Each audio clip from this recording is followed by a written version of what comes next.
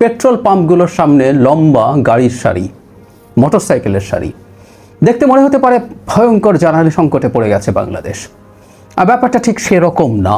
কিন্তু আমাদের একটু ভেবে দেখা দরকার যে এই প্রেক্ষাপটে আমরা জনগণ যারা আছি আমাদের কি করা দরকার। এই সংকটটা কি আমরাই অনেকটা আমাদের ভয়ের কারণে তৈরি করছি না? আমরা সাম্প্রতিক প্রেক্ষাপট জানি যে বাংলাদেশে জ্বালানির মজুদ নিয়ে কারোর মধ্যে সংশয় আছে, কতটা আছে এই তথ্য আমাদের সবার কাছে পৌঁছে গেছে। স্ট্রেইট অফ হরমুজ বা হরমুজ প্রণালী ইরান অ্যাপারেন্টলি বন্ধ করে দিয়েছিল, ফলে অনেকগুলো জাহাজ আটকা পড়ে গেছে। বেশ কয়েকটা দেশ, সৌদি আরব, ইরান, কাতার, ইউএই, এদের জ্বালানি আসার পথ ওটা, এবং পৃথিবীর অন্তত 20% জ্বালানি সেটা দিয়ে আসে। তো সাপ্লাই নিয়ে আমাদের টেনশন শুরু হয়েছিল। শুধু সেটা না, জ্বালানির দাম বেড়ে যায় কিনা, এই সব কিছু মিলে একটা সংকট দেখা যাচ্ছিল। সেই সংকটটা আসলে কী পর্যায়ে আছে এবং আমাদের আতঙ্কিত হওয়া উচিত কিনা, এটা খুব জরুরি। কারণ আমরা যখন আতঙ্কিত হতে থাকি তখন আমাদের আতঙ্ক বাজারে ডিজাস্টার তৈরি করতে পারে। সম্ভবত বা নিশ্চিতভাবেই বলা যায় এই মুহূর্তে যে সংকট আমরা দেখছি সেটা অনেক বেশি খারাপের দিকে যাচ্ছে আমাদের আতঙ্কের কারণে। আমাদের আতঙ্কিত না হওয়া উচিত।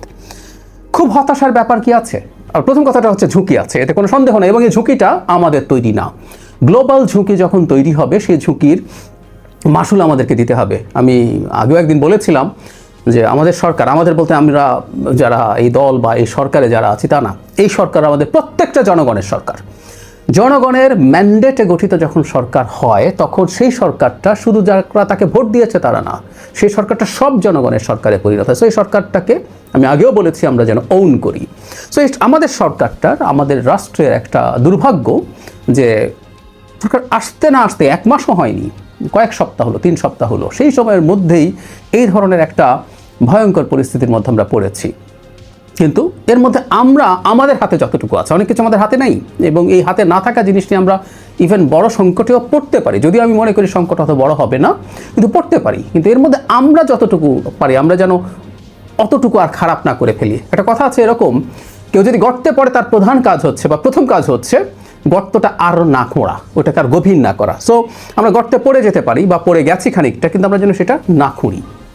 জ্বালানিদের প্রেক্ষাপটটা যদি একটু দেখি, সেটা হলো আমরা দেখেছি আমাদের জ্বালানি মন্ত্রী জানিয়েছেন গতকাল যে 2 জাহাজ জ্বালানি তেল এসছে, আমাদের মজুদ বেড়েছে, কিন্তু রেশনিং হবে। এই যে রেশনিং হবে বা রেশনিং হচ্ছে, এটাও কারোর মধ্যে এক ধরনের আতঙ্ক তৈরি করছে। কিন্তু রেশনিং হওয়াটা কেন জরুরি সেটা নিয়েও একটু কথা বলতে চাই। মজুদ বাড়া, কিন্তু যেহেতু সংকটের একটা সম্ভাবনা আছে এবং আমাদের একটা আচরণও এই রেশনিংয়ের জন্য দায়ী, সেটাই আসবো। এখন আমাদের ভবিষ্যতে সাপ্লাই কি বাড়ার সম্ভাবনা আছে? উত্তর হচ্ছে আছে। কারণ স্ট্রেইট অফ হরমুজ পুরোপুরি বন্ধ করে রাখার বিরুদ্ধে চায়না অবস্থান নিয়েছিল। চায়না 4-5 দিন আগে থেকেই আমরা নিউজ দেখেছি যে চায়না ইরানের সাথে আলোচনা করছে স্ট্রেইট অফ হরমুজ যেন এভাবে পুরো বন্ধ না করে ফেলে। যদিও বেশ কিছুদিন বন্ধ, কয়েকদিন বন্ধ ছিল, এইটা বন্ধ থাকবে না এটা আশা করার কারণ আছে। কারণ আমরা দেখেছি সম্প্রতি 2-1 দিন আগেই ইরান ঘোষণা করেছে তারা এটা আর ওয়াইড স্প্রেড ব্যান দিচ্ছে না, রাদার আমেরিকা এবং ইসরায়েলের সাথে যে জাহাজগুলো তাদের সাথে কানেক্টেড তাদের ছাড়া অন্য জাহাজগুলোকে তারা ছাড় দেবে। তাহলে আমরা এভাবে বলতে পারি যে ওই স্ট্রেইট অফ হরমুজ দিয়ে সামনে তেল বা এলপিজি, এলএনজি এগুলো ভিন্ন জাহাজে করে আনা যাবে। ফলে বাংলাদেশের বিদ্যুৎ এবং এই পেট্রোলিয়াম পণ্য, আমাদের বিদ্যুতের একটা বড় অংশ এলএনজির সাথে কানেক্টেড, সেই জন্য বিদ্যুতের কথা বলছি, সেগুলো মেজর সংকট তৈরি করবে না। শুধু সেটা না, এইখান দিয়ে পৃথিবীর সারেরও একটা বিরাট পার্সেন্টেজ পরিবাহিত হয়, অ্যারাউন্ড 20-25%। আমাদের সারেরও সংকট হওয়ার সম্ভাবনা থাকতে পারত। সো আমরা আশা করি যে আপাতত এই সংকটটা ম্যাসিভ হয়ে যাবে না, কারণ স্ট্রেইট অফ হরমুজ যদি আংশিকভাবেও চালু হয়ে যায়, মানে গ্লোবাল ইকোনমি এরকম ডিজাস্টারে ফেলে দেয়া, বিশেষ করে ইরানের মানে খুবই ক্লোজ মিত্র চায়না প্রচুর ইরানিয়ান ফুয়েলের উপরে ডিপেন্ড করে। চায়নাও এটা এভাবে চাইবে বলে মনে হয় না। অ্যাট দ্য সেম টাইম আরও কিছু স্টেপ, যেমন রাশিয়ার তেল কেনার ব্যাপারে যে পরিমাণে এম্বার্গো ছিল, আমেরিকা সেটা থেকে খানিকটা সরে এসছে, ইন্ডিয়াকে আবারও ছাড় দিচ্ছে তারা রাশিয়ার তেল যেন কেনে, তাতে গ্লোবাল যে সাপ্লাই শর্টেজ আছে সেটা কমে আসবে। এটা একটা দিক। আমাদের দেশে এই যে একটা আতঙ্ক তৈরি হয়েছে যে যথেষ্ট মজুদ নেই, এটা নিশ্চিত আমরা সরকার থেকে, আমি আমার জায়গা থেকেও চেষ্টা করবো আমাদের স্ট্র্যাটেজিক রিজার্ভ আরও বাড়ানো। এটা আসলে করতে হবে, কারণ এই অঞ্চল এবারও যদি শান্ত হয়ে ওঠে কিছুদিন পর, এটা আবার অশান্ত হয়ে ওঠার সমূহ সম্ভাবনা থাকবে। সো ভবিষ্যতে আমাদের খুবই জরুরি কাজ হবে। ইনফ্যাক্ট ইন্টারিমের উচিত ছিল, কারণ এর আগেই 12 দিনের যুদ্ধ হয়েছিল, তখনই আঁচ করা দরকার ছিল যে এখানে জায়গাটা আবার অশান্ত হয়ে উঠতে পারে। এবং ইরানের সাথে সংকট মানে স্ট্রেইট অফ হরমুজের সংকট। তো যাই হোক, সেটা একটা গেল। সো আমরা ভয় পেতে থাকলাম, এবং এই যে ভয়টা আমাদের সংকট তৈরি করছে। ব্যাপারটা এরকম, আমরা যদি ভয় পেতে থাকি, আমরা তখন প্যানিক বাইং বলে যেটাকে, আমরা যা বাজারে যে কোনো কিছু সংকট যখন শোনা যায়, আমরা যদি শুনি যে পেঁয়াজের দাম বাড়ছে, আমরা গিয়ে অনেক পেঁয়াজ কেনা শুরু করি, যত পেঁয়াজ কেনার কথা ছিল না। তো সেটা অত্যন্ত এক্সট্রা একটা ডিমান্ড তৈরি করে। এই ডিমান্ডটা আসলে সিস্টেমটাকে ভেঙে দেয়। বেশ খানিকটা এরকম, আমরা ধরুন ব্যাংকের বিজনেসটা ডিপেন্ড করে, সে মানুষের কাছ থেকে টাকা নেয়, সেই টাকা আবার লোন দেয়, সেই লোনটা দিয়ে ব্যবসা করে সেখান থেকে মানুষকে ইন্টারেস্ট দেয়, এবং সে হিসাব করে মানুষ কী পরিমাণ টাকা এখান থেকে তুলতে চায়, সে পরিমাণ টাকা সে হাতে রাখে, আর বাকি টাকা তো সে ইনভেস্ট করে ফেলে, অন্যকে লোন দিয়ে দেয়। কিন্তু কোনো একদিন যদি এরকম হয় যে অনেক মানুষ তাদের সব টাকা তুলে নিতে গেল, তাহলে সবচেয়ে ভালো ব্যাংকটাও কলাপস করে। আমাদের রেশনিংয়ের প্রশ্ন কিন্তু এই কারণে আসছে। রেশনিং মানে এই না আমাদের মজুদের অবস্থা খুব খারাপ, আমরা ভবিষ্যৎ দেখতে পাচ্ছি, এবং আমরা ওই যে প্যানিক বাইং করছি। যে মানুষটা তার গাড়ির ট্যাঙ্কে 5 লিটার 10 লিটার তেল নিতেন, তিনি এখন ফুল ট্যাঙ্ক চাইছেন। যিনি বাইক চালাচ্ছেন তিনিও ফুল ট্যাঙ্ক তেল চাইছেন। সেই জিনিসটার কারণে যেটা হয়, আমাদের এই জ্বালানি তেলের যে বিপণন ব্যবস্থা ছিল, সেই বিপণন ব্যবস্থা ডিপেন্ড করেছে আমাদের কি পরিমাণ ডিমান্ড আছে সেটার উপর।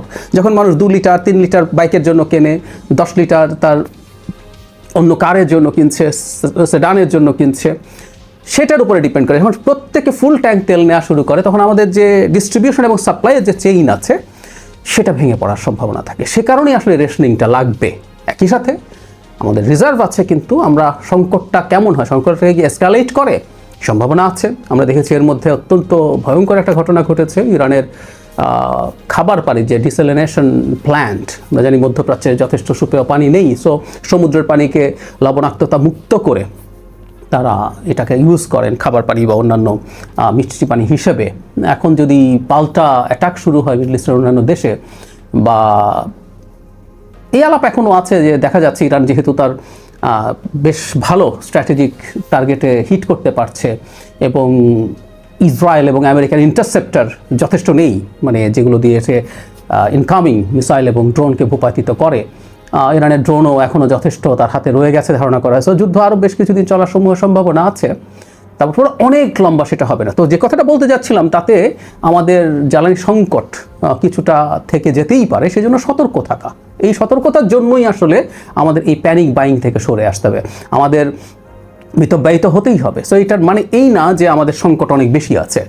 একই সাথে আরেকটা ঘটনা ছিল, আমি আশা করি আমাদের মাননীয় প্রধানমন্ত্রীর একটা সিদ্ধান্তের পর এই ঘটনাটা আর ঘটবে না। মানে এতদিন পর্যন্ত এই ঝুঁকিও ছিল, বা এটা হয়েছে অনেক জায়গায়, পেট্রোল পাম্প মালিকদের অনেকেই তাদের রিজার্ভে তেল ধরে রাখছিলেন, কারণ একটা এক্সপেকটেশন ছিল, একটা ফোরকাস্ট ছিল, মানে তেলের দাম বাড়িয়ে দেওয়া হবে। গতকাল প্রধানমন্ত্রী ঘোষণা করেছেন জ্বালানি তেলের দাম বাড়ছে না, ফলে এখন আর ওই তেল ধরে রাখার প্রবণতা পেট্রোল পাম্পগুলোর থাকবে না। সুতরাং আমরা আশা করতে পারি যে এই সংকটটা আর এভাবে চলতে থাকবে না। একটা কথা মনে রাখা দরকার, সেটা হচ্ছে একটা সরকার যে মাত্র দায়িত্বে এসছে, সেই দায়িত্বে আসার পর এই ধরনের একটা বড় বিপদে পড়েছে। এটা আমাদের সবার সরকার, আমরা সরকারকে ঠিকঠাকভাবে দেশ পরিচালনার জন্য যেন সাহায্য করি। আমরা আমাদের প্যানিকের জন্য, আমাদের প্যানিক বাইংয়ের জন্য আমরা অন্যদের জন্য যেন ঝুঁকি বা বিপদ তৈরি না করি। আমি সত্যিই আমাদের এই ব্যাপারে আশ্বস্ত করতে চাই, বাংলাদেশ ম্যাসিভ সংকটে নেই।